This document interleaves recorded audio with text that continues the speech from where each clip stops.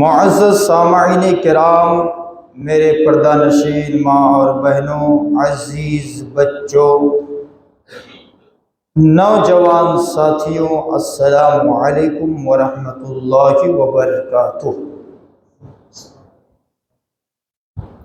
الحمدللہ رب العالمین، والعاقبۃ للمتقین، الصلاة والسلام علی سیدنا و سید المرسلین وعلی آلہ واصحابہ اجمعین، اما بعد، فاعوذ باللہ من الشیطان الرجیم، بسم اللہ الرحمن الرحیم۔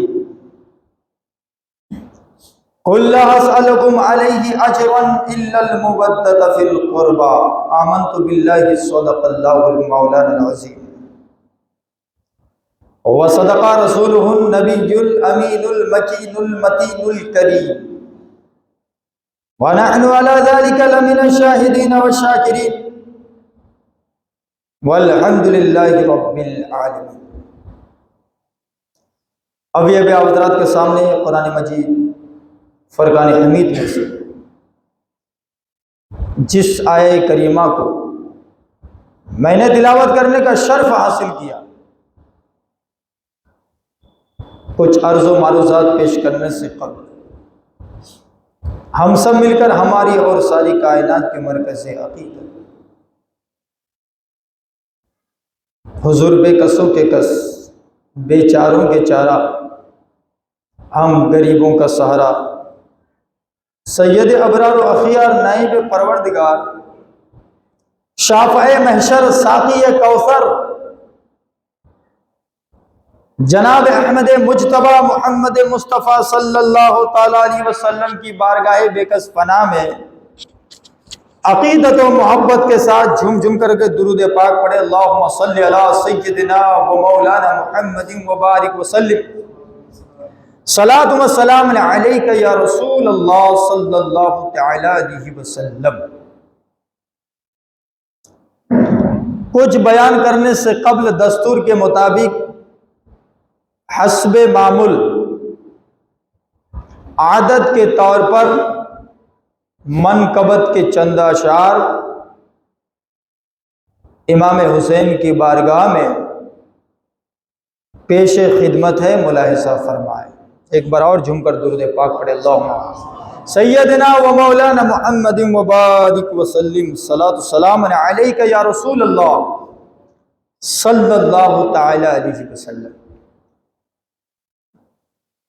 صبت نبی کا ناز اٹھاتا ہے خود خدا، صبت نبی کا ناز اٹھاتا ہے خود خدا، صبت نبی کا ناز اٹھاتا ہے خود خدا، آتا ہے بن کے خلد سے جوڑا حسین کا، آتا ہے بن کے خلد سے جوڑا حسین کا، آتا ہے بن کے خلد سے جوڑا حسین کا۔ کیا سمجھو مرتضیٰ کے گھرانے کی عظمتیں، کیا سمجھو مرتضیٰ کے گھرانے کی عظمتیں، کیا سمجھو مرتضیٰ کے گھرانے کی عظمتیں، روح الامین دیتے ہیں پہرا حسین کا، روح الامین دیتے ہیں پہرا حسین کا، آتا ہے بن کے خلد سے جوڑا حسین کا،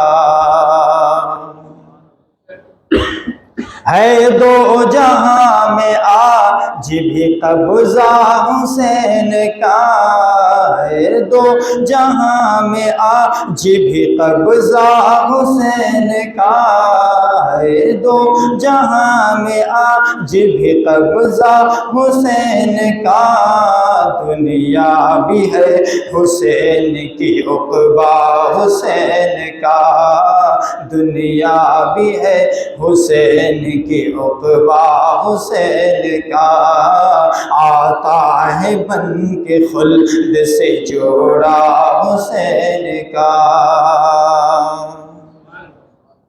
تیرا صدیق سجد ترازو میں تولیے، تیرا صدیق سجد ترازو میں تولیے، تیرا صدیق سجد ترازو میں تولیے، ہوگا وہ بھاری جس میں سجدہ حسین کا، ہوگا وہ بھاری جس میں سجدہ حسین کا، آتا ہے بن کے خلد سے جوڑا حسین کا، آتا ہے بن کے خلد سے جوڑا حسین کا۔ اور یہ شعر خاص کر کے باؤ بھائی کی میں توجہ چاہوں گا کہ یہ شعر سن کر کوئی خاموش نہ رہے جو سمجھ رہے ہیں، اور یہ جو لوگ سبحان اللہ ماشاء کر رہے ہیں، یہ عاشق کی پہچان ہے، کیونکہ مذاق نہ اڑائے، بھلے وہ نہیں سمجھ رہے، لیکن امام حسین کا نام آ کے چہرے میں نور آ جائے، یہ بہت بڑی بات ہے۔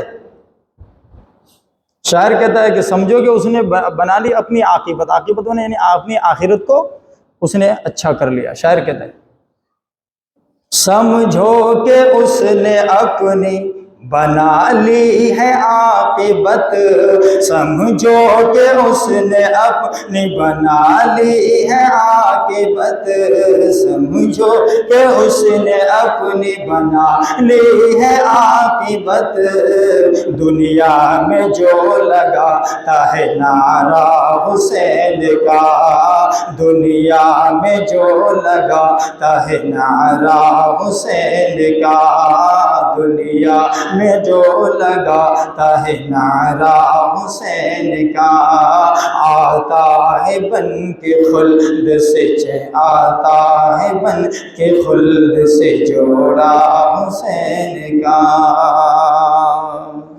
آج کوئی یزید کا نام لینے والا نہیں ہے، یزید مر گیا، جہنم میں چلا گیا، لیکن امام حسین کا ڈنکا بجتا تھا، بجتا ہے، اور صبح قیامت تک بجتا رہے گا۔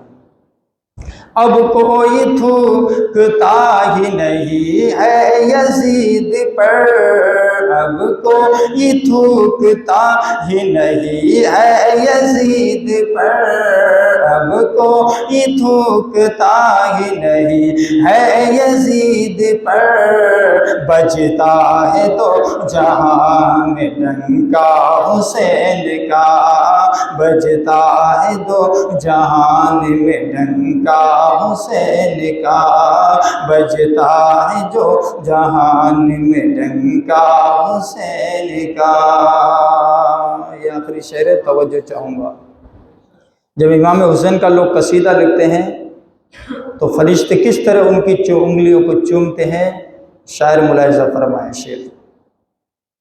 فیضی فرشتے چومتے ہیں میری انگلیاں، فیضی فرشتے چومتے ہیں میری انگلیاں، فیضی فرشتے چومتے ہیں میری انگلیاں، لکھتا ہوں جس گھڑی میں قصیدہ حسین کا، لکھتا ہوں جس گھڑی میں قصیدہ حسین کا، لکھتا ہوں جس گھڑی میں قصیدہ حسین کا، آتا ہے بن کے خلد سے جوڑا حسین کا، آتا ہے بن کے خلد سے جوڑا حسین کا۔ کونین میں بلند ہے رتبہ حسین کا، فرش زمیں سے عرش تک شہرا حسین کا، بے مثل ہے جہاں میں کنبہ حسین کا، سلطان دو جہاں ہے نانا حسین کا، سلطان دو جہاں ہے نانا حسین کا۔ اللہ تبارک و تعالیٰ نے قرآن پاک میں فرمایا، میں نے کل بتایا تھا، قُلْ لَا أَسْأَلُكُمْ عَلَيْهِ أَجْرًا إِلَّا الْمَوَدَّةَ فِي الْقُرْبَى، اے محبوب تم فرماؤ کہ میں نے جو کچھ بھی تمہیں عطا فرمایا اس پر کچھ اجرت طلب نہیں کرتا، صرف قرابت کی محبت۔ مسلمانوں غور کرو، اہل بیت کی شان دیکھو۔ حضرت واصلہ بن اسقا سے مروی ہے کہ حضور صلی اللہ تعالی علیہ وسلم حضرت فاطمہ کے گھر آئے اور آپ کے ساتھ حسن حسین علی بھی تھے۔ تو حضور جب اندر داخل ہوئے تو داخل ہونے کے بعد آپ نے فاطمہ اور علی کو قریب کیا اور حسن اور حسین کو اپنے دونوں زانوں پر بٹھایا اور چادر ڈال دی اور اس آیت کریمہ کی تلاوت کی، انما یرید اللہ لیذھب عنکم الرجس اہل البیت لیطہرکم تطہیرا۔ اے نبی کے گھر والوں، اللہ یہی چاہتا ہے کہ تمہیں خوب پاک کر کے، ہر قسم کی نجاستوں سے، آلائشوں سے پاک کر کے خوب ستھرا کر دے۔ تو اس چادر کے نیچے جتنے لوگ تھے وہ سب اہل بیت، ان کو اہل بیت کہا جائے گا۔ اس کے اوپر ہی آیت کریمہ نازل ہوئی۔ کون تھے؟ حضور، فاطمہ، حسن، حسین، علی، ان پانچوں کو اہل بیت کہا جاتا ہے اور ان کی شان میں ہی یہ آیت کریمہ نازل ہوئی ہے۔ یہ ہے اہل بیت کی شان۔ میں نے کل بتایا تھا، حضرت اسامہ بن زید سے روایت ہے کہ میں بارگاہ رسالت میں حاضر ہوا اور حضور صلی اللہ علیہ وسلم کمبل شریف اوڑھے ہوئے اس حال میں تشریف لائے کہ اس میں کوئی چیز ابری ہوئی تھی۔ تو میں اپنی ضروریت سے فارغ ہوا اور بارگاہ رسالت میں حاضر ہوا ہے۔ فدا کا امی و ابی، اے میرے نبی، میرے ماں باپ آپ پر قربان، آپ کے آغوش رحمت میں کیا چیز ہے؟ تو حضور نے کمبل کا گوشہ اٹھایا تو حسنن کریمین جلوہ فغن ہے، میرے نبی صلی اللہ علیہ وسلم دعا دی، اللہ میں اس سے محبت کرتا ہوں، تو بھی اس سے محبت کر اور اس سے بھی محبت فرما جو حسین سے محبت کرتا۔ پھر میں نے بتایا تھا حضرت برید سے روایت ہے کہ حضور خطبہ دے رہے تھے، حسنن کریمین بچپن کا زمانہ تھا، مسجد میں آ گئے اور حضور صلی اللہ علیہ وسلم نے جب گرتے پڑتے دیکھا، خطبہ کو روک دیا، ان دونوں کو اٹھا کر اپنے پاس بٹھا لیا اور کہا اللہ نے سچ فرمایا کہ مال اور اولاد جو ہے آزمائش ہے، امتحان ہے، جانچ ہے، یہ امتحان ہے۔ جب ان دونوں بچوں کو گرتے پڑتے دیکھا تو مجھ سے برداشت نہ ہو سکا، میں نے ان کو اٹھا لیا اور خطبہ کو ترک کر دیا، میں نے خطبہ کو چھوڑ دیا۔ اہل بیت کی شان، جس علی کے بارے میں ابھی علی کی شان میں منقبت پڑھی گئی، بچوں نے پڑھا، وہ علی جن کے اندر میں نے بتایا تھا وہ طاقت جو آئی تھی وہ قدرتی طاقت تھی، کیونکہ انہوں نے کاجو بادام وغیرہ کھا کر کے اپنی طاقت کو نہیں، بلکہ انہوں نے وہ قدرتی طاقت تھی اور حضور کی دعا کی برکت تھی اور دست اقدس کا یہ فیض تھا حضرت علی کے اندر۔ یہی حضرت علی دن بھر باغیچہ میں کام کرتے، دن بھر باغیچہ میں کام کرتے تھے اور شام کو 2 درہم ملتا تو وہ 2 درہم لے آتے تھے شام کو۔ تو ایک دن کیا ہوا، حضرت فاطمہ رضی اللہ تعالیٰ عنہ کی کنیز جس کا نام سیدہ فضہ ہے، اس نے منت مانی کہ امام حسن حسین بیمار ہے تو ہم ان کے لیے منت مانتے ہیں، اگر یہ دونوں اچھا ہو جائے تو ہم 3 روزے رکھیں گے۔ منت مان لی، اب امام حسن حسین درست ہو گئے، صحیح ہو گئے، تو اب منت پوری کرنی ہے اور گھر میں کچھ بھی نہیں تھا۔ حضرت علی دن بھر کام کرتے تھے اور 2 درہم ملتا تھا، آٹا لے آئے اور 5 روٹیاں بنی اور آدمی بھی 5، امام حسن حسین، علی، فاطمہ اور سیدہ فضہ، 5 روٹی بنی۔ 5 روٹیاں بننے کے بعد شام کو جب افطار کرنے کے لیے بیٹھے تو ایک مسکین آ گیا اور حضرت سیدہ فاطمہ نے وہ 5 روٹی اس کے جھولے میں ڈال دی۔ اہل بیت کی شان دیکھو، میری ماں بہن بھی گفتگو کو غور سے سنیں۔ 5 روٹیاں ڈال دی جھولی میں۔ دوسرے دن علی نے باغیچہ میں کام کیا، 2 درہم ملے، پھر آٹا لے آئے، 5 روٹیاں بنی، دوسرے دن افطار کرنے کے لیے بیٹھے تو پھر ایک حضرات محترم یتیم آ گیا، وہ 5 روٹیاں دے دے اس یتیم کو بھی، حضرت فاطمہ نے۔ تیسرے دن علی کام کیے، 2 درہم ملے، آٹا لے آئے، 5 روٹیاں بنی۔ ایک قیدی آ گیا، کہا جو بھی ملتا ہے اہل بیت کے گھرانے سے ہی ملتا ہے، میں نے سوچا کسی کے در پہ کیوں جاؤں، اہل بیت کے گھر میں ہی چلے جائے، وہیں سے سب کچھ ملتا ہے۔ آیا وہ یتیم کو بھی 5 روٹیاں حضرت فاطمہ نے قیدی کو دے دی اور دینے کے بعد 3 دن تو روزہ تو رکھا لیکن پانی سے افطاری کیا، کچھ کھانے کا نہیں، تو پیٹ سے لگ گیا تھا۔ میرے نبی آئے، بچے کنارے بیٹھے ہوئے ہیں اور علی فاطمہ سے پوچھ رہے ہیں یہ کیا حالت کی تم نے، یہ حالت کیسی، طبیعت کیسی ہے تمہاری، یہ کیا حالت ہے؟ حضور فرما ہی رہے تھے کہ جبرائیل امین آیت کریمہ لے کر کے حاضر ہو گئے۔ اللہ قرآن میں فرماتا ہے یطعمون الطعام علی حبہ مسکینا و یتیما و اسیرا۔ اے پروردگار عالم، یہ اہل بیت کا گھرانہ وہ گھرانہ ہے کہ اللہ کی محبت میں کبھی مسکین کو کھانا کھلاتا ہے، کبھی یتیم کو کھانا کھلاتا ہے، اور کبھی قیدی کو کھانا کھلاتا ہے۔ حضرات محترم جب کھانا کھلا دیے، آیت کریمہ نازل ہو گئی، حضرات جبرائیل امین آئے اور آیت کریمہ نازل ہو گئی۔ نازل ہونے کے بعد حضرات محترم جنت سے دسترخوان اتارا گیا حضرت فاطمہ علی کے لیے، جنت سے کھانا آیا۔ حضرات محترم جنت کا کھانا آنے کے بعد حضرت فاطمہ نے جنتی کھانا کھانے کے باوجود جب کھانا کھانے سے فارغ ہوئے تو میرے نبی صلی اللہ علیہ وسلم سے جبرائیل امین نے میرے نبی سے کہا اے میرے رسول اب فاطمہ اور علی کو بشارت دے دو، اے فاطمہ تمہیں مبارک ہو، اے علی تمہیں مبارک ہو، یہ جو حضرات یتیم آیا تھا، دوسرے دن مسکین آیا تھا، یہ جو قیدی آیا تھا، یہ کوئی یتیم مسکین اور قیدی نہیں تھا، یہ اللہ کے فرشتے تھے جو آل بیت کا امتحان لینے کے لیے حاضر ہوئے تھے۔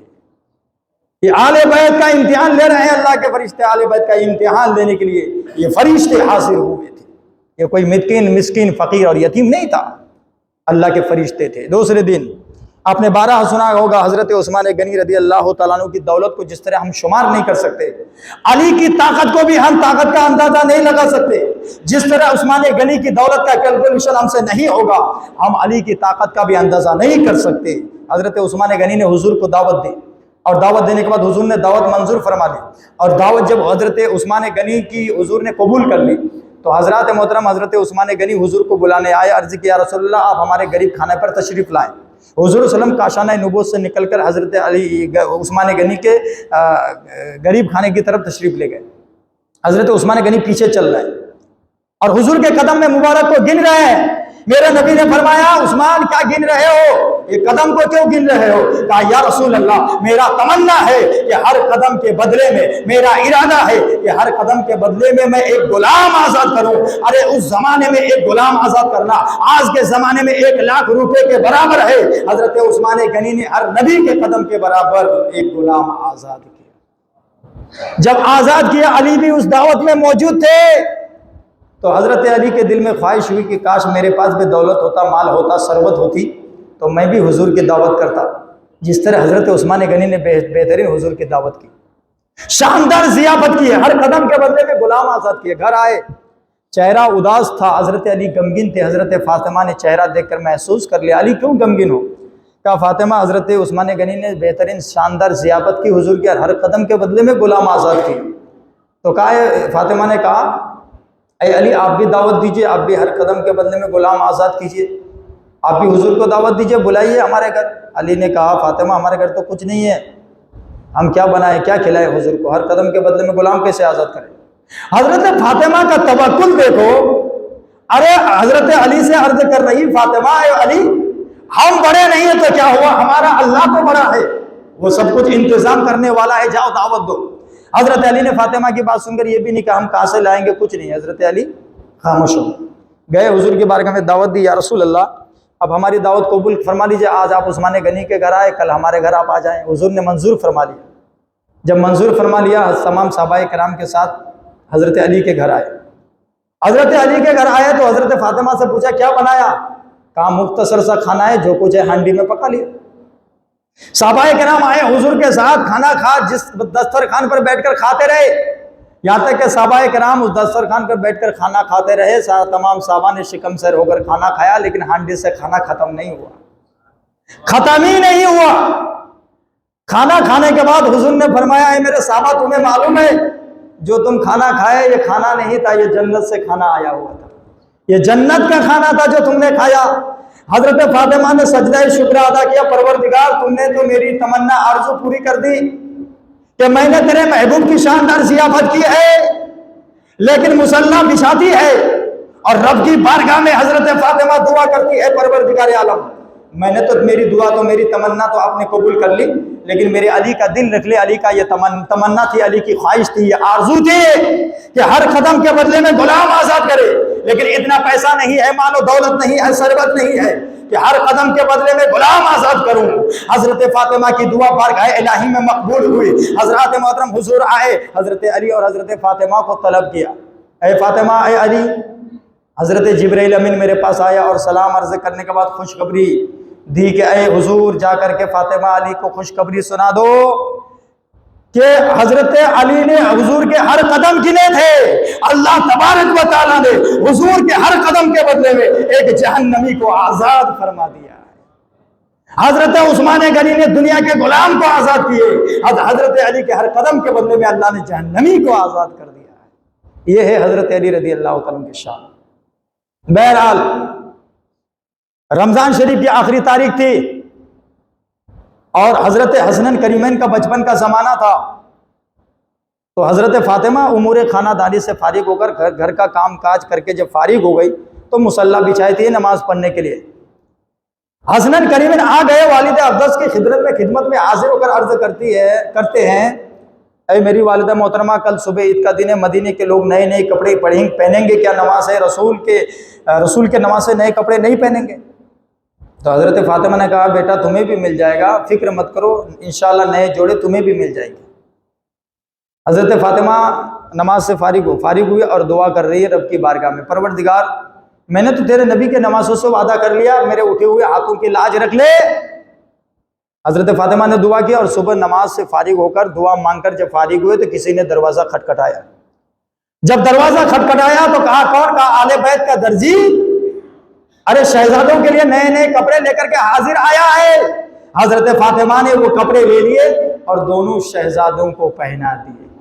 تو اس لیے کہا ہے، صفت نبی کا ناز اٹھاتا ہے خود خدا، آتا ہے بن کے خلد سے جوڑا حسین کا، آتا ہے بن کے خلد سے جوڑا حسین کا۔ امام حسین کے جوڑے بھی جنت سے آئے، اللہ تعالیٰ نے جنتی کپڑا امام حسین کے لیے بھیجا جنت سے۔ اسی طرح حسنین کریمین نے تختی لکھا اور ایک دوسرے سے کہنے لگا کس کی رائٹنگ اچھی ہے، کس کا خط زیادہ اچھا ہے۔ تو فیصلہ کرنے کے لیے گئے اپنے نانا جان حضور اکرم صلی اللہ علیہ وسلم کے پاس، اے میرا نانا جان، آپ فیصلہ فرمائے کہ دونوں میں سے تحریر کس کی اچھی ہے، خط کس کا اچھا ہے۔ کہا، جاؤ اپنے بابا علی سے علی کے پاس جاؤ، ان سے فیصلہ کراؤ۔ علی کے پاس گئے، عرض کی، اے میرے والد بزرگوار، آپ بتائیں دیکھ کر کے ہم دونوں میں سے خط کس کا اچھا ہے؟ تو علی نے کہا، جاؤ حضرت فاطمہ رضی اللہ تعالیٰ عنہا سے فیصلہ کراؤ۔ اس کے بعد پھر کیا ہوا، حضرت فاطمہ کے پاس عرض کی، میری امی جان، ہم دونوں کی تختی کو دیکھ کر آپ فیصلہ فرمائیں کہ دونوں میں سے خط کس کا اچھا ہے۔ اگر ہم لوگوں سے پوچھا جائے تو وہ کہتے ہیں کہ یار تم تو رائٹنگ تیری اچھی نہیں ہے، تیری لکھاوٹ صحیح نہیں ہے، اس کی بہت اچھی ہے، دل دکھانے کے لیے۔ لیکن ان دونوں نے دل دکھانا گوارا نہیں کیا دونوں کا، کہ حسن کا کہوں یا حسین کا کہوں۔ کہا کہ میں کیسے کہوں کہ دونوں میں سے خط کس کا اچھا ہے، لیکن میرے پاس 7 موتی ہے، میں اس کو پھینکتی ہوں تمہارے تختیوں پہ، اگر وہ موتی 4 موتی جس کے تختی پر گرے اس کا خط زیادہ اچھا ہوگا۔ حضرات محترم دونوں شہزادوں نے تختیاں پھیلائی، حضرت فاطمہ نے وہ موتی اچھال کر کے پھینکی۔ حضرات محترم 3 موتی حضرت امام حسن کے تختے پر، 3 امام حسین کے تختے پر موتی گرے، اور 1 موتی خدا کے حکم سے فضا میں معلق ہو گیا، لٹک گیا۔ اللہ نے جبرائیل امین کو بھیجا، جاؤ 7ویں موتی کے 1 ٹکڑا 2 ٹکڑے کر کے آدھا ٹکڑا امام حسن کے تختی پر اور آدھا ٹکڑا امام حسین کے تختی پر رکھ دو، فیصلہ ہو جائے گا کہ خط دونوں کا اچھا ہے، تحریر دونوں کی اچھی ہے۔ دونوں کا دل توڑنا گوارا نہیں کیا کہ کس کو کہوں، اگر میں کہوں اس کی تحریر اچھی ہے تو ان کا دل دکھے گا، اگر اس کا میں کہوں اس کی تحریر اچھی ہے تو ان کو چوٹ پہنچے گی۔ فیصلہ ہو گیا، دونوں کی تحریر اچھی ہے، دونوں کا خط اچھا ہے۔ ایک مرتبہ رسول کریم کا صحابی ایک ہرنی کا بچہ حضور کی بارگاہ میں لا کر بطور نذرانہ پیش کر دیا، اور جب پیش کر دیا حضور نے بطور اس کو تو قبول کر لیا، اور وہ ہرنی کا بچہ امام حسن کو دے دیا۔ امام حسن کھیلتے ہوئے گھر پہنچے تو امام حسن نے کہا، بھائی ہرنی کا بچہ مجھے دو۔ کہا، نہیں میں نہیں دوں گا، جاؤ تم بھی نانا جان سے ہرنی کا بچہ مانگ لاؤ۔ اس کے بعد اپنے نانا جان سے کہا، میرے نانا جان آپ بھی مجھے ہرنی کا بچہ دیجئے، آپ نے امام حسن کو دیا، مجھے بھی چاہیے۔ قریب تھا کہ آپ رو پڑتے۔ دیکھا کہ جنگل کی طرف سے ایک ہرنی دوڑتی ہوئی چلی آ رہی ہے. حضرات جیسے ہی وہ آئی اور اپنا سر حضور کے قدموں پہ رکھ دی اور عرض گزار ہوئی, یا رسول اللہ صلی اللہ تعالیٰ علیہ وسلم, جو پہلا بچہ پہنچا تھا وہ میرا ہی بچہ ہے, اور دوسرا بچہ خود لے کر کے میں حاضر ہوا ہوں. میں اپنے بچے کی جدائی تو برداشت کر سکتا ہوں, مگر تمہارے حسین کا رونا میں برداشت نہیں کر سکتا. ارے امام حسن حسین کا احترام جنت کی حضرت جنگل کی ہرنی بھی کرتی ہے, امام حسن حسین کا احترام ادب ہرنی بھی کرتی ہوئی نظر آتی ہے. حضرت حضور صلی اللہ علیہ وسلم کی چچی حضرت ام الفضل رضی اللہ تعالی عنہا, جو کہ حضرت ابن عباس رضی اللہ تعالیٰ عنہ کی جوزائے محترمہ ہے, اور حضور کی چچی ہے ام الفضل. حضور صلی اللہ علیہ وسلم کو, حضور صلی اللہ علیہ وسلم کے گود میں امام حسین کو دیا تو دیکھا کہ حضور صلی اللہ علیہ وسلم کی آنکھیں اشکبار ہیں, رو رہے ہیں. تو حضرت ام الفضل رضی اللہ تعالیٰ عنہ نے کہا, یا رسول اللہ دریافت کہ کیوں رو رہے ہیں؟ تو میرے نبی نے فرمایا, حدیث پاک ہے, انا اخبرو جبرائیل علیہ السلام, اخبرنی جبرائیل علیہ السلام فاخبرنی ان امتی ستقتلبنی ھذا. اتانی جبرائیل, میرے پاس جبرائیل آئے اور مجھے خبر دی ہے کہ میرے اس فرزند کو میری امت قتل کر دے گی. قربان جو عظمت حسین پر, کہ جن کی شہادت کی خبر سن کر شہنشاہ دو عالم کی آنکھوں سے آنسو جاری ہو گئے اور رونے لگے. اور جتنا بڑا امتحان, جتنا بڑا مقام ہوتا ہے, اونچا مقام ہوتا ہے, اونچا مرتبہ ہوتا ہے, اتنا ہی عظیم اور بلند والا امتحان بھی ہوتا ہے. یہی امام حسین آپ نے سوچا ہوگا کہ جب پیدا ہوئے تو حضور نے ایک کان میں اقامت, ایک کان میں اذان اور دوسرے کان میں اقامت دی. تو میرے نبی نے فرمایا, اے حسین, یہ تمہارے نانا مصطفیٰ کی آواز ہے. تو حسین نے کہا کہ آواز مصطفیٰ کی ہے تو کان بھی امام حسین کے ہے. کوئی مسجدوں میں قرآن پڑھ رہا ہے تو کوئی مدرسوں میں قرآن کی تلاوت کر رہا ہے, کوئی سفر و حضر میں قرآن کی تلاوت کر رہا ہے, تو کوئی محرابوں میں قرآن کی تلاوت کر رہا ہے. اگر امام حسین کو ضرورت پڑی تو نانا کے دین کو بچانے کے لیے مسجدوں میں قرآن کی تلاوت نہیں کرے گا, اور مدرسوں میں قرآن کی تلاوت نہیں کرے گا, سفر و حضر میں قرآن کی تلاوت نہیں کرے گا. ارے نیزے پہ چڑھ کر امام حسین قرآن کی تلاوت کرتا ہوا نظر آئے گا, نیزے پہ چڑھ کر کے. اور امام حسین نے ایک دن بتا دیا, جب یزیدیوں نے امام حسین کو شہید کیا تو نوکے نیزے پر چڑھ کر بھی امام حسین نے قرآن پاک کی تلاوت کی ہے. کون سی آیت ہے؟ اٹھاؤ سورہ کہف. اللہ تعالیٰ ارشاد فرماتا ہے, افا حسیبت ان اصحاب الکہف والرقیم وکانوا من آیاتنا عجبا. امام حسین نے نوکے نیزے پر چڑھ کر کے یہ قرآن پاک کی تلاوت کی ہے. وہ قرآن پاک کی آیت سورہ کہف کی آیت ہے, اس آیت کی تلاوت کی ہے امام حسین نے نوکے نیزے پر. اس لیے شاعر نے کہا ہے کہ سر شہیدان محبت کے ہے نیزوں پر بلند, سر شہیدان محبت کے ہے نیزوں پر بلند, اور اونچی کی خدا نے قدر و شان اہل بیت, اور اونچی کی خدا نے قدر و شان اہل بیت. سبحان اللہ کہہ دیجئے. آپ سبحان اللہ کہیں گے تو تقریر سننے کا آپ کو مزہ آئے گا. اور میری تقریر قرآن و حدیث کی روشنی میں ہوتی ہے, جو سمجھنے والا ہے. میں ادھر ادھر کی بات نہیں کرتا ہوں کہ ادھر کی ادھر. ایک ہی موضوع پہ گفتگو ہوتی ہے قرآن حدیث کی روشنی میں, اور مجھ سے کوئی کمی ہو تو آپ میری گرفت کر سکتے ہیں. اللہ قرآن میں فرماتا ہے, پارہ نمبر 20, اَحَسِبَ النَّاسُ أَن يُتْرَكُوا أَن يَقُولُوا آمَنَّا وَهُمْ لَا يُفْتَنُونَ. کیا لوگ یہ خیال کرتے ہیں کہ وہ اتنی بات پر چھوڑ دیا جائے گا کہ ہم ایمان لے آئے اور انہیں آزمایا نہیں جائے گا؟ آج لوگ اسی خیال میں ہے کہ ہم ایمان والے ہیں, ہم نماز پڑھتے روزہ رکھے, ارے ہم کو چھوڑ دیا جائے گا. ارے نہیں, قرآن کہہ رہا ہے, پارہ نمبر 2 اٹھاؤ, وَلَنَبْلُوَنَّكُمْ بِخَوْفٍ من الجوع ونفس من الاموال والانفس والثمرات وبشر الصابرین. ہم تمہیں ضرور آزمائیں گے بھوک اور خوف سے, اور کچھ مالوں اور کچھ جانوں اور کچھ پھلوں کی کمی سے, اور خوشخبری سنا دو ان صبر والوں کو. جب اس قانون قدرت کے مطابق امام حسین کے امتحان کا وقت قریب آیا، آپ پر مصیبتوں کے پہاڑ ٹوٹ پڑے، تو آپ نے ہر وہ کام جو اللہ کے راہ میں آئے، آپ نے صبر و رضا کے ساتھ اس پر قائم رہے، مصیبت کا پہاڑ بن کر کے ٹوٹ پڑے۔ آپ نے ہر وہ مصیبت جو راہ خدا میں آئی مسکرا کر کے ٹال دی، مسکرا کر کے برداشت کی، اور نوکے خار کو گلے گلزار جانا اور راہ حق میں قربان ہونے کو حیات عبدی سمجھا۔ اس لیے شاعر نے کہا دشت بلا کو عرش کا زینہ بنا دیا، دشت بلا کو عرش کا زینہ بنا دیا، جنگل کو مصطفیٰ کا مدینہ بنا دیا، ہر ذرے کو نجف کا نگینہ بنا دیا، ہر ذرے کو نجف کا نگینہ بنا دیا۔ تو نے حسین مرنے کو جینا بنا دیا، تو نے حسین مرنے کو جینا بنا دیا، تو نے حسین مرنے کو جینا بنا دیا۔ حضرت امیر معاویہ کا وصال ہوا تو یزید نے شخصی حکومت قائم کر لی، اور تخت پر بیٹھتے ہوئے اسی نے مدینے کے گورنر کو حضرات محترم یہ حکم نامہ جاری کیا، اے ولید جاؤ امام حسین کو میری تخت نشینی کی اطلاع دے کر انہیں کہہ دو کہ وہ ہماری ہاتھ پر بیعت کرے۔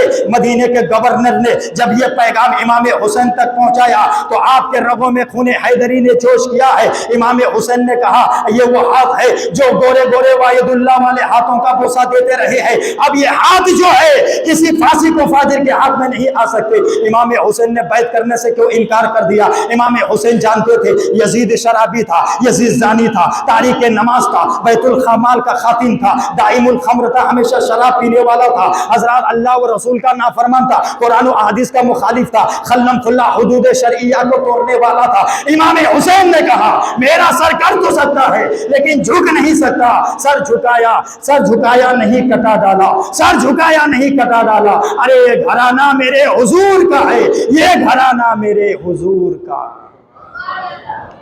یہ گھرانہ میرے حضور کا۔ آخرکار امام حسین نے بیعت کرنے سے انکار کر دیا، لیکن یزید کی طرف سے بیعت کا مطالبہ زوروں پر تھا۔ امام حسین نے یہ طے کر لیا کہ میں مدینہ منورہ کا چھوڑ کر کے، مدینہ منورہ کے سکونت کو چھوڑ کر کے باہر چلا جاؤں، کیونکہ اب میرے لیے انتہائی مشکل ہے کہ میرے ہوتے ہوئے شہر رسول کی مقدس گلیاں خون سے رنگین ہوں، تو میرے لیے صرف ان حالات میں ایک ہی راستہ ہے، میں مدینہ منورہ سے باہر چلا جاؤں اور اس خون مقدس گلیوں کے مقدس شہر رسول کی بے حرمتی ہونے سے میں بچا لوں۔ آخرکار امام حسین نے کہا اپنے گھر والوں سے تیاری کا حکم فرمایا، آل مدینہ اور آل خاندان سے کہا کہ یزید جبر و تشدد پر تل چکا ہے اور وہ ہر قیمت میں اسلامی غیر حکومت کی جڑیں مضبوط کرنا چاہتا ہے، چاہے اسے خون کی ندیاں بہانا پڑے۔ تو انتہائی اپنے خاندان والوں کو تیاری کا حکم فرمایا۔ صبح آل رسول کا قافلہ مدینہ منورہ سے چلنا تھا کہ شام کے وقت امام حسین نے اپنی بہن زینب سے کہا اے میری بہن، میرا دل چاہتا ہے کہ آج دل کھول کر نانائے جان کے قبر انور زیارت کر لے، تربت انور کی زیارت کر لے اور سلام پڑھے راضا نانا کے روضے انور پر، درود پاک پڑھے، فاتحہ پڑھے۔ چنانچہ حضرت امام حسین اور حضرت زینب اور دیگر خاندان ہاشمی کے چندہ افراد رسول کی تربت پر حاضر ہو گئے، روضہ رسول پر حاضر ہو گئے۔ صلاۃ و سلام عرض کرنے کے بعد عرض کیا نانا جان، ہم تمہاری تربت انور سے دور جا رہے ہیں، تیرے قدموں سے دور ہو رہا ہوں۔ اے نانا جان، میں وہی حسین تھا جس نے آپ اپنے گود میں بٹھایا کرتے تھے، میں وہی حسین ہوں جن کے لیے آپ نے خطبہ بند کر دیا تھا، میں وہی حسین ہوں جس کے لیے آپ نے سجدہ کو طویل فرما دیا تھا، میں وہی حسین ہوں جس کے رونے سے آپ پریشان ہو جایا کرتے تھے، میں وہی حسین ہوں جن کو آپ اپنی گود میں بٹھایا کرتے تھے، میں وہی حسین ہوں جن کے لیے آپ فرمایا کرتے تھے حسین سے مجھے جنت کی خوشبو آتی ہے، میں وہی حسین ہوں، تربت انور سے جدا ہونے کو جی نہیں چاہتا، لیکن جانا پڑے گا مجھے عظمت اسلام کے خاطر، جانا پڑے گا مجھے عظمت اسلام کے خاطر، خدا کے دین کی خاطر، نبی کے نام کے خاطر، خدا کے دین کے خاطر، نبی کے نام کے خاطر۔ آنکھوں سے آنسو روا تھے اور عرض کیا سلام نانا جان، میرے آخری سلام قبول فرما دو اور میرے لیے دعا فرما دو۔ پھر وہاں سے اپنی امی جان حضرت فاطمہ زہرا رضی اللہ تعالیٰ عنہ کے روضہ اقدس پر حاضر ہوئے۔ حاضر ہونے کے بعد سب سے پہلے صلاۃ و سلام عرض کیا اور فاتحہ پڑھی۔ لوگ کہتے ہیں کہ صلاۃ و سلام کا ثبوت کہاں سے ہے، فاتحہ کیوں پڑھتے ہیں، کوئی واجب فرض پوری ہے؟ ارے امام حسین، زینب جب پہنچی، امام حسین پہنچے، دیگر خاندان ہاشمی کے سب لوگ تھے، پہلے کیا کیا؟ درود و سلام عرض کیا اور فاتحہ پڑھی۔ آج ہم درود و سلام پڑھتے ہیں، چاہے صبح ہو جمعہ ہو، لوگوں کی زبان نہیں کھلتی ہے، ارے سلام پڑھنا عیب سمجھتا ہے۔ ارے ایسے کبھی دنیا میں سرخروئی حاصل نہیں ہو سکتی تمہیں۔ کربلا کی تاریخ سے زندگی حاصل کرو، کربلا کی تاریخ پڑھ کر اپنی زندگی کو بدلو۔ فجر میں صلاۃ و سلام پڑھتے ہیں، چند لوگوں کی صرف آواز آتی ہے، بعض لوگوں کی زبان نہیں کھلتی۔ ارے کیا نام پر حضور کے، ارے فائدہ تو یہ ہے سلام پڑھو گے تو پڑھتے پڑھتے سلام بھی تم کو یاد ہو جائے گا۔ پڑھتے رہو، آپ ہر روز سلام پڑھو۔ میں جو نعت پڑھتا ہوں آپ میرے ساتھ نعت پڑھو روز، آپ کو آٹومیٹک یاد ہو جائے گا، یاد کرنے کی ضرورت نہیں۔ لوگ کہتے ہیں ہم کو صورت بڑی صورتیں یاد نہیں ہوتی ہے، دعائے قنوت یاد نہیں ہے، ہم کو تو چھوٹی چھوٹی یاد ہی نہیں کرتے ہو تو کہاں سے یاد ہوگا؟ ہم لوگوں کو بڑی بڑی تقریریں یاد ہو جاتی ہے، لیکن جذبہ ہونا چاہیے۔ صلاۃ و سلام پڑھتے آواز کو نکالو، بلند کرو، محبت کا ثبوت دو۔ قبر انور پر درود و سلام عرض کرنے کے بعد فاتحہ بھی پڑھی، فاتحہ پڑھو، بھلے واجب فرض نہیں ہے تو کیا ہوا، جائز ہے، جائز۔ اور حضور نے بھی جگہ جگہ فاتحہ پڑھی ہے۔ اس سے سبق حاصل کرو، اپنی زندگی کو بدلو، تب جا کر کے تمہارے گھر میں برکتیں ہوگی۔ بغیر درود و سلام سے، درود و سلام کو چھوڑ کر آپ اپنے گھر میں کبھی برکت نہیں لا سکتے۔ صلاۃ و سلام عرض کرنے کے بعد فاتحہ پڑھی اور عرض کی امی جان میں آپ کی قبر انور سے دور جا رہا ہوں، میں وہی حسین ہوں جنہیں آپ نے قرآن پڑھ کر کے سلایا، درود پڑھ کر کے جگایا، میں وہی حسین ہوں، قرآن پڑھ کے سلایا، درود پڑھ کے جگایا۔ امی جان میں تو تیری تربت انور سے جدا ہونے کو جی نہیں چاہتا، بھائی حسن کے قدموں سے دور جا رہا ہوں، نانا جان کے تربت انور سے دور ہو رہا ہوں، حسن کے قدموں سے دور ہو رہا ہوں۔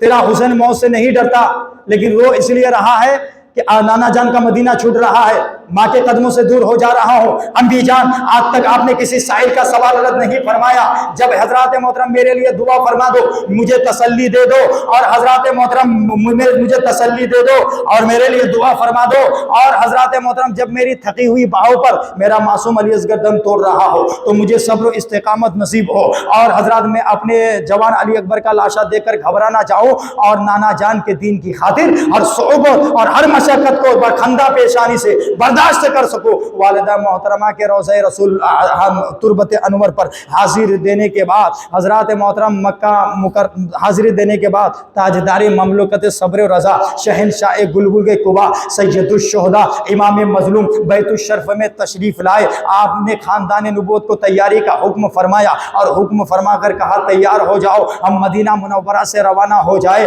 حکم فرما کر آپ نماز میں مشغول ہو گئے۔ حضرات جب نماز میں مشغول ہو گئے تو معبود برحق سے عالم استغراق سی کیفیت طاری تھا، اسی حالت میں تہجد کے نماز کا وقت قریب آ گیا۔ آپ اس نماز سے بڑھ کر بھی انتہائی فریضہ سر انجام دینے کے لیے اٹھے، تہجد کی نماز پڑھنے کے لیے اٹھے تو جائے نماز کے قریب 9-10 سال کی بیمار صغرا لیٹی ہوئی تھی۔ حضرات محترم آپ نے اس کے سر پر ہاتھ رکھا، اس قدر تیز بخار تھا کہ اس کی حدت سے آپ کا دل پگھل کر آنسوؤں کی صورت اختیار کیا۔ دستار مبارک کے پلو میں ڈھلکے ہوئے آنسوؤں کو آپ نے جذب کیا اور نماز کی فرائض کی ادائیگی کا تصور کر کے چند قدم آگے تشریف لے گئے۔ جب چند قدم آگے تشریف لے جانے کے بعد ناموس رسالت سب کے سب جاگ رہی تھی اور سب کے سب اٹھ کر کے نماز تہجد وضو فرما کر نماز تہجد ادا کرنے لگے۔ تہجد ادا کرنے کے بعد جب نوافل سے فارغ ہو چکے، امام حسین نے کہا کہ اب جتنی جلدی ہو سکے سفر کا آغاز کر دیا جائے اور مدینہ الرسول کو خون سادہ سے رنگین ہونے کے لیے جس قدر ہو سکے سفر کا آغاز کر دیا جائے، تمام تراحتوں اور خوشیوں کی قربانی دے دی جائے۔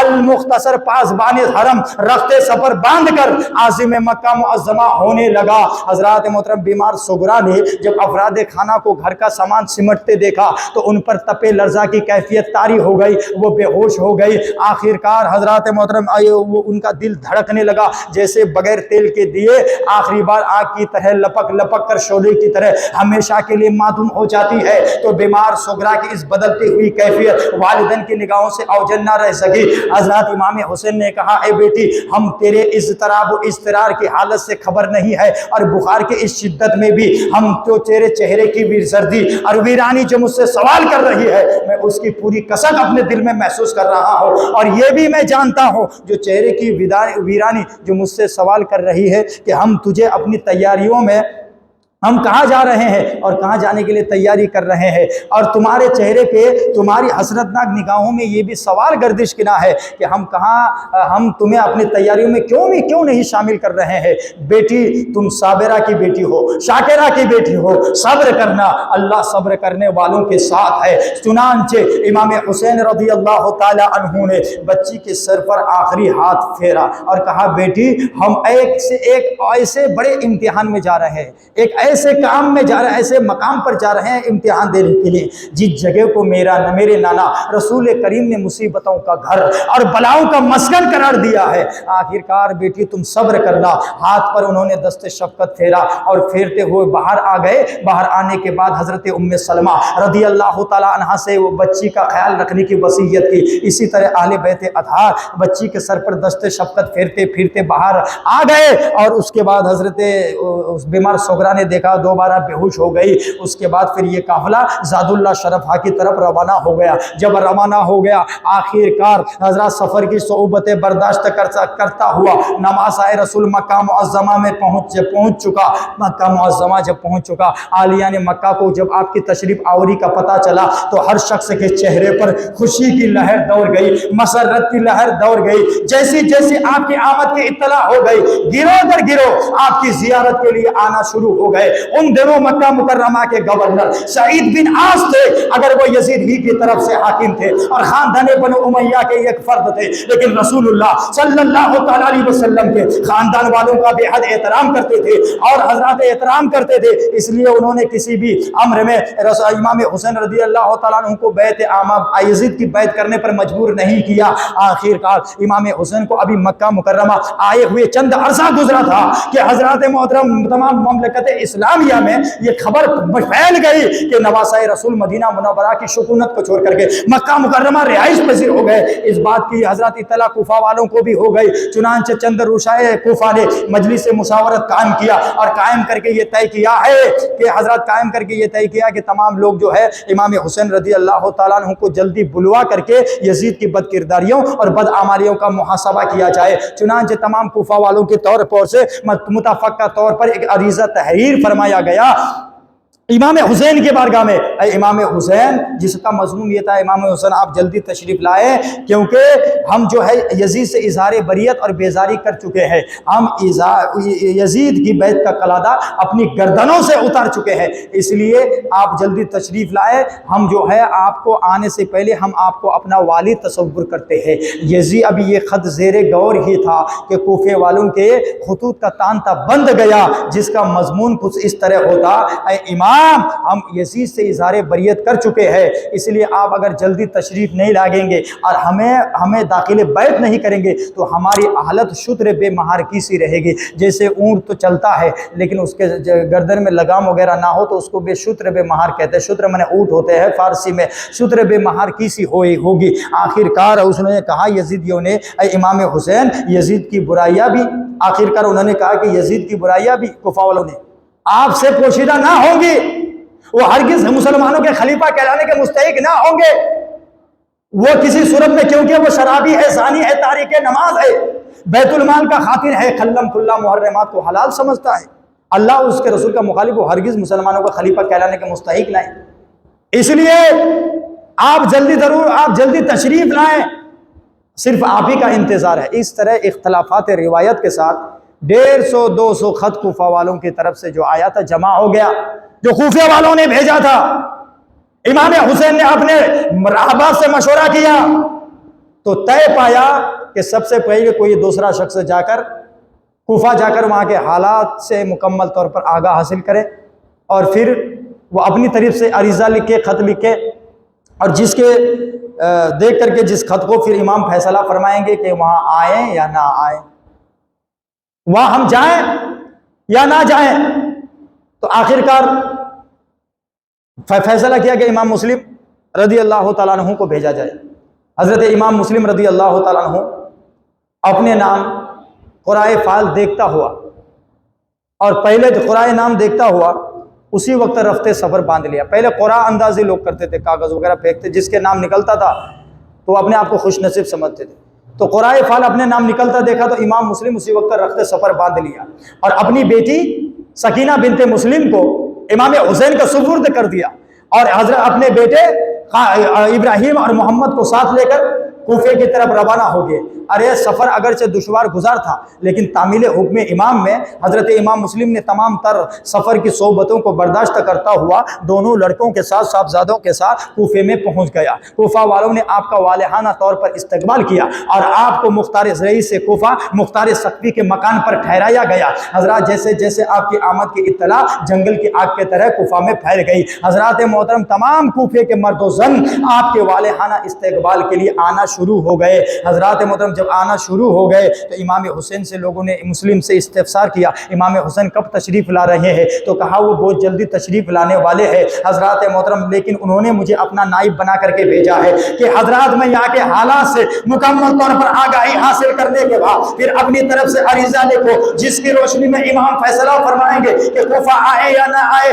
آخرکار حضرات محترم تمام روسائے کوفہ نے شہر بہن میں عام اعلان کرا دیا کہ امام حسین کے فرشتادہ امام مسلم آپ کے نائب کی حیثیت سے کوفہ آئے ہیں، لہٰذا تمام لوگ جو ہے ان کے ہاتھ پر حق پرست پر جو ہے امام حسین کے نام پر بیعت کرے۔ بتایا جاتا ہے کہ تھوڑا ہی چند ہی لمحات گزرے تھے کہ ایک ہجوم کی صورت میں چوک در چوک گیرو در گیرو لوگ مختار ثقفی کے مکان پر آنا شروع ہو گئے، مکان میں آنا شروع ہو گئے۔ بتایا جاتا ہے کہ پہلے دن 12,000 لوگوں نے بیعت کی اور دوسرے دن پھر اس کی تعداد 40,000 کے قریب پہنچ گئی۔ ابھی یہ سلسلہ جاری ہی تھا، امام مسلم نے حضرت امام حسین کو خط لکھا، کہا اے میرے بھائی امام حسین، تمام کوفہ والے آپ کے محب اور غلام اکثریت نے آپ کے نام پر بیعت کر لی ہے، اس لیے جب آپ جلدی تشریف لائے اور کیونکہ ان کو اپنے جمال جہاں آرا سے مستفیض فرمائے۔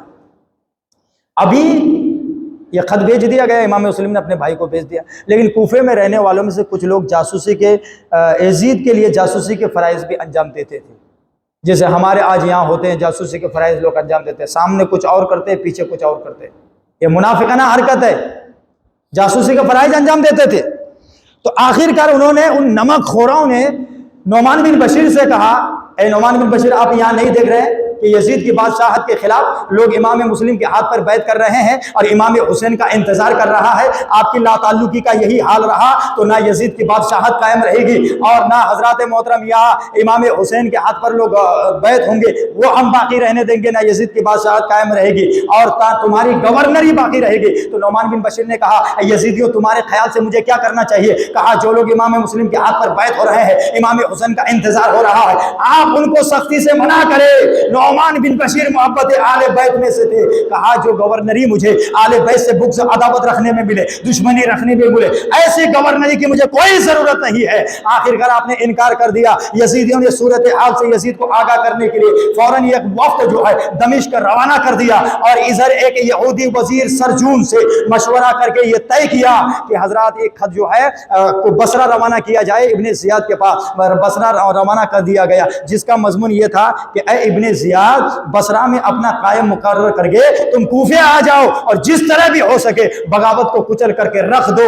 حضرات محترم اس مردود کے پاس یزیدیوں کا خط پہنچا، جیسے ہی اس یزیدیوں کا خط پہنچا، حکم نامہ پہنچا، وہ فوراً اسی وقت رخت سفر باندھ لیا ابن زیاد۔ حضرات محترم کوفہ آیا اور کوفہ آنے کے بعد تمام صبح ہوتے ہی اس نے کیا کیا؟ تمام کوفے والوں کو جمع کیا اور کہا اے کوفہ والوں سنو، آج سے میں تمہارا گورنر ہوں، آج سے میں تمہارا گورنر ہوں، گورنر، اور سن لو کان کھول کر کے، اگر تم نے آج کے بعد امام مسلم کے ہاتھ پر بیعت کی اور امام حسین کی عقیدت و محبت کا دعویٰ کیا تو تمہارے گھروں کو لوٹ لیا جائے گا، تمہارے زائداتوں کو ضبط کر لیا جائے گا، تمہارے سرکار دیے جائیں گے۔ حضرات محترم ابن زیاد کی اس وحشتناک تقریر نے کوفیوں کے دل کو بدل کر کے رکھ دیا۔ آخرکار تمام کے تمام کوفی بیعت کرنا بیعت توڑنا شروع کر دیے۔ پھر حضرت محترم امام ابن زیاد نے حضرت محترم امام مسلم کا سراغ لگایا تو پتہ چلا کہ امام مسلم ام ہانی کہ گھر میں سکونت پذیر ہے، ام ہانی۔ تو اس مردود ابن زیاد نے ام ہانی کو اپنے دربار میں طلب کیا، کہا میں نے سنا ہے امام مسلم تمہارے گھر میں سکونت پذیر ہے، ان کو میرے حوالے کرو۔ ام ہانی کہتے ہیں کہ کسی صورت میں بھی ہمیں اپنے مہمان کو تیرے حوالے نہیں کر سکتا، کسی صورت میں بھی نہیں۔ آخرکار ام ہانی کو محبت آل بیت کی وجہ سے اذیتیں دے کر ان مردودوں نے شہید کر دیا۔ انا للہ وَإِنَّا إِلَيْهِ رَاجِعُونَ۔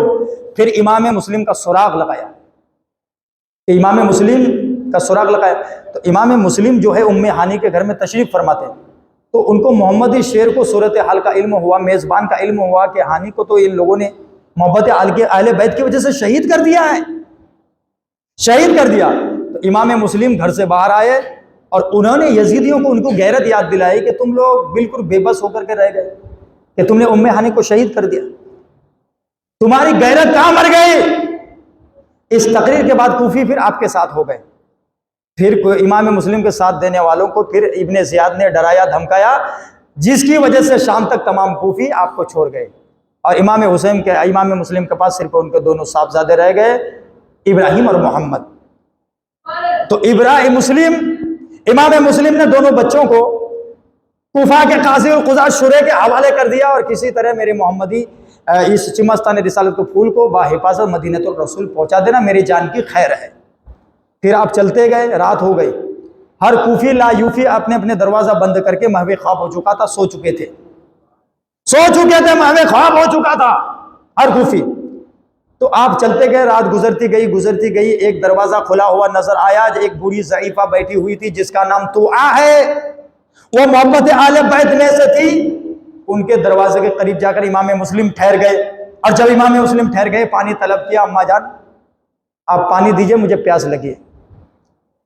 کہا آپ کہاں سے آئے؟ کہا میں محبت آل بیت میں سے ہوں، مسلم بن عقیل ہوں، نام سننا تھا۔ کہا حضور آپ ہمارے گھر تشریف لائے، آپ ہمارے گھر آرام کیجئے، ہمارے گھر ٹھہریے۔ امام مسلم تو آ کے گھر ٹھہر گئے، اور ٹھہر کے جب گھر گئے اور گھر جانے کے بعد وہ ہم لوگ اگر ہوتے تو جا کر کے سو جاتے، وہ عبادت الہی میں مصروف ہو گئے، اللہ کی یاد میں عبادت کرنے میں محو ہو گئے، گم ہو گئے۔ امام مسلم عبادت کرتے رہے، آخر جنتی ماں کا جہنمی بیٹا بھی گھر آ پہنچا۔ تو ماں نے کہا کہ اللہ کا شکر ہے کہ ہمارے گھر اللہ کا کرم ہوا کہ مسلم بن عقیل ہمارے گھر میں آئے ہیں۔ تو اس مردود دل میں خوشی ہوا وہ جہنمی بیٹا کہ کیوں نہ صبح ابن زیاد کو خبر دے کر کے انعام حاصل کیا جائے۔ وہ رات اس نے بے قراری میں کاٹی، اس مردود جہنمی بچے نے صبح ہوتے اٹھ کر کے جگہ ابن زیاد کو خبر دے آیا کہ مسلم بن عقیل تو ہمارے گھر میں ٹھہرے ہوئے ہیں، اور صبح ہوتے ہی ابن زیاد نے 500 سپاہی کو بھیج دیا صبح اور 500 سپاہی نے توآ کے مکان کو گھیرے میں لیا۔ محمدی شعر کو جب صورتحال کا علم ہوا تو اب آپ مکان سے باہر تشریف لائے اور یزیدیوں کی طرف مخاطب ہو کر کے کہا، اے یزیدو تم تو وہ لوگ تھے جس نے ہمیں اتنے خطوط بھیجے ہیں، تم نے ہمیں اتنے خطوط بھیجے، تم نے ہمیں بلایا ہے، ہماری ہاتھ پر بیعت کی ہے، اور تم نے حضرات محترم ہماری ہاتھ پر بیعت کی، اور تم ہمارے خون کے پیاسے ہو۔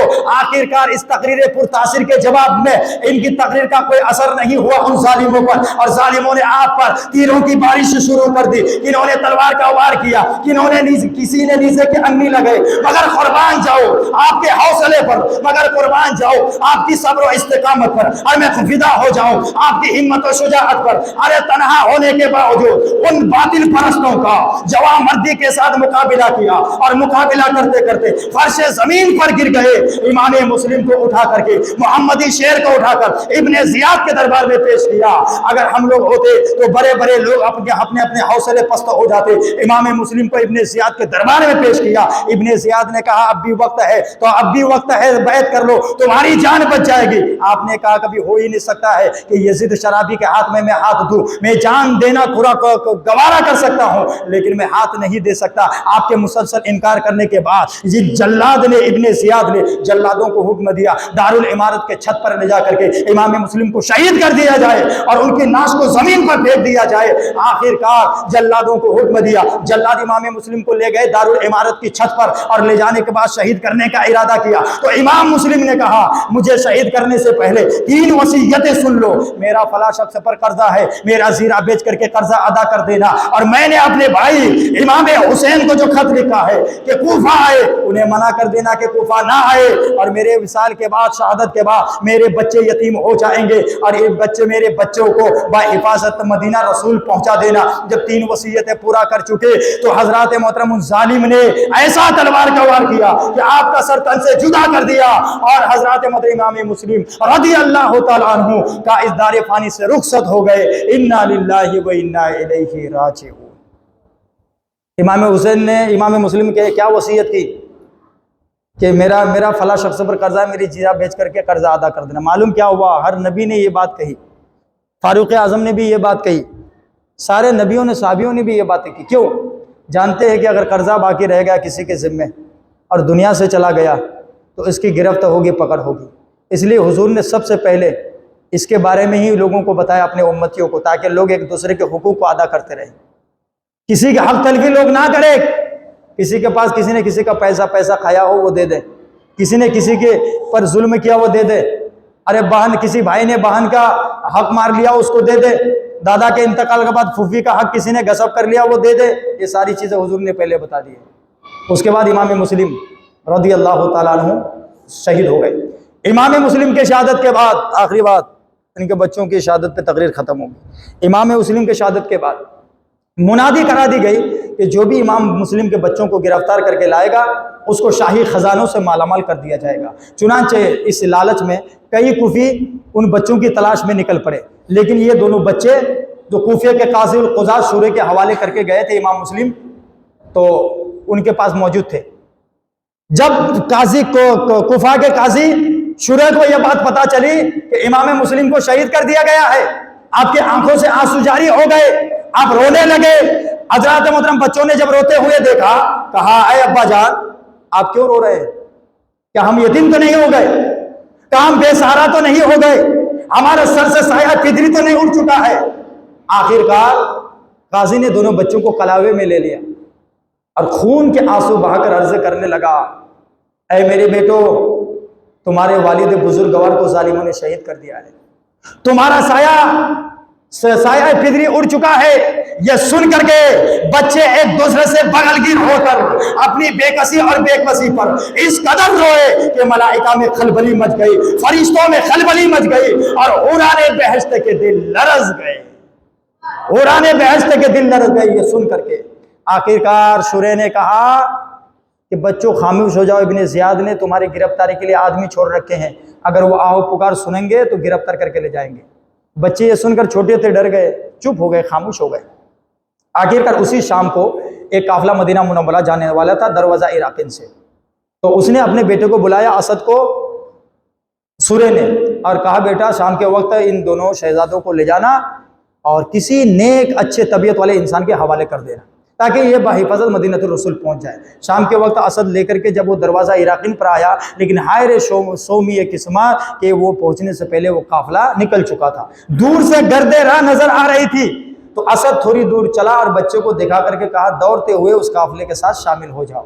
بچے ادھر دوڑے، اسد ادھر پلٹا۔ بچے جب دوڑنے لگے تو جو ہے وہ قافلہ نگاہوں سے اوجھل ہو گئے۔ بچے دوڑتے رہے، اس خیال سے رات بھر چلتے رہے، پاؤں میں چھالے پڑ گئے، بھوک و پیاس سے نڈھال ہو گئے، لیکن اس تصور سے چل رہے تھے مدینہ شریف قریب آ رہا ہے، مدینہ شریف قریب آ رہا ہے۔ چلتے چلتے جب صبح کا اجالا پھیلا، ایک شہر کو ابھی دیکھ کر کے پہچان ہی رہے تھے یہ کون سا شہر ہے، ایک کوفی نے پکڑ کر کے ابن زیاد کے دربار میں پیش کر دیا۔ ابن زیاد مردود نے، ابن زیاد بدنیاد نے ان کو جیل میں بھیج دیا بچوں کو، لیکن جیل کا جو داروغہ تھا وہ مشکور نامی تھا، وہ محب آل بیت میں ایسا تھا، ان دونوں بچوں کو آزاد کر دیا۔